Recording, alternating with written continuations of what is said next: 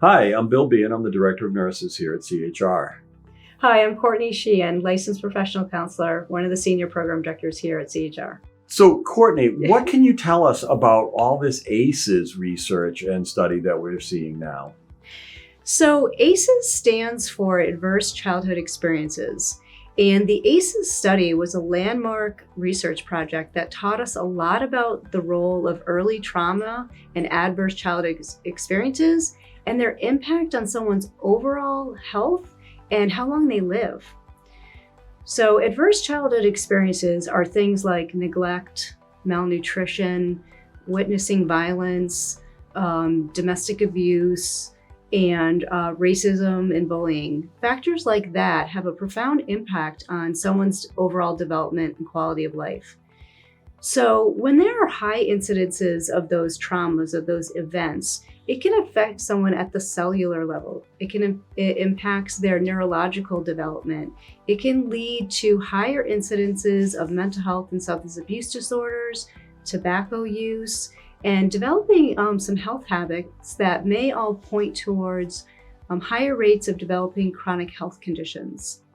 Can you talk a little bit about those chronic health conditions that folks with higher ACEs scores experience? Sure. So, when you think about the adverse childhood experiences and the social determinants of health that these clients may have experienced. So let's just use the example. It was someone who grew up socioeconomically disadvantaged. So the food that came in wasn't the most nutritious, right? They may have lived in the inner city where there was more crime and less opportunity for outdoor activity and sports, right?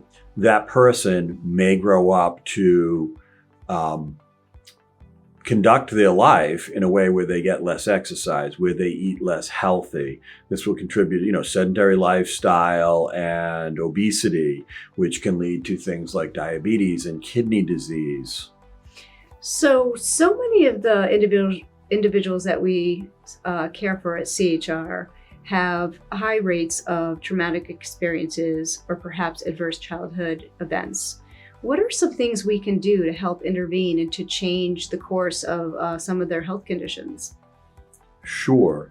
So as always, right, making sure that they're engaged in a productive relationship with a primary care provider and keeping appointments and being screened appropriately, at appropriate intervals for, health harming things like hypertension.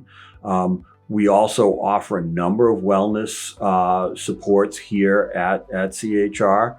And I think that it's key to opening the discussion and talking about these things so that the people that we serve can develop their own goals for what they want to keep them healthy.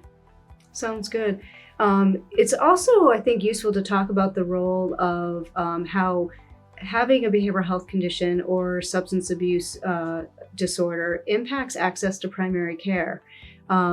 What we know is that individuals with mental health and substance abuse disorders may not have equal access to primary care in a way that fits them. Can you talk a little bit about the family medicine model here at Enfield and how that's helping to support individuals with trauma and perhaps high ACE scores? Sure. So in Enfield, CHR runs its own primary care clinic called Family Medicine. And we have built our processes in our clinic around understanding that the folks we're going to serve in that clinic have been impacted by mental illness, by substance use disorders and social determinants of health.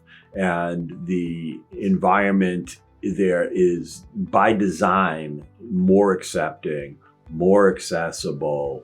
We anticipate spending more time with the clients, and we work really hard down at Family Medicine to make sure that we fully integrate with the rest of the CHR programs that the client is utilizing to make sure that we're optimizing every opportunity towards health and wellness. Thank you for watching today's Medical Minutes. To learn more, please reference the links on the screen.